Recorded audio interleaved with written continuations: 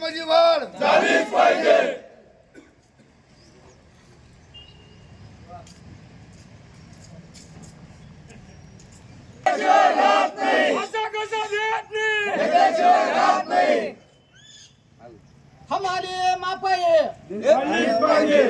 हमारे मापाई वाढ झालीच पाहिजे.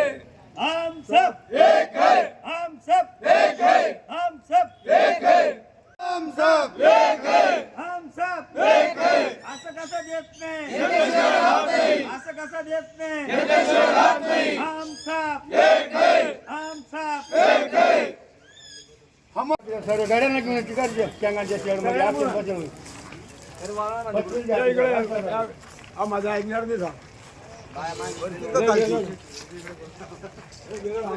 गेल्या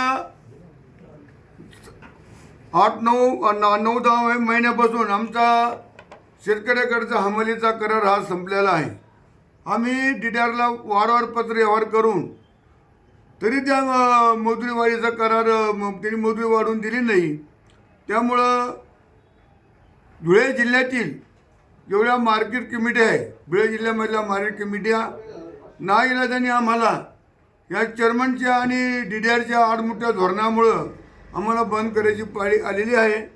तरी आमचं असं म्हणणं होतं की बघ आम्ही DDRला लॉत नेमला की बघ तुमच्या परीने जे होईल ते तुम्ही रस्ता काढायचा प्रयत्न करा आणि हे संपर्क होऊ नये याची आपण काळजी घेऊ. म्हणून आम्ही संप होऊ नये, शेतकऱ्याचे नुकसान होऊ नये, मार्केटचे नुकसान होऊ नये, आमच्या हमाल मापडी महिला कामगारांचे नुकसान होऊ नये म्हणून करताना आम्ही गेले 10 महिन्यापासून सारखं आम्ही पत्र्यावर करतो आहेत.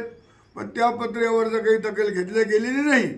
म्हणून नाईलाजाने आम्हाला आज 16/1/2025 पासून बेमुदत संप करण्याची पाळी आलेली आहे.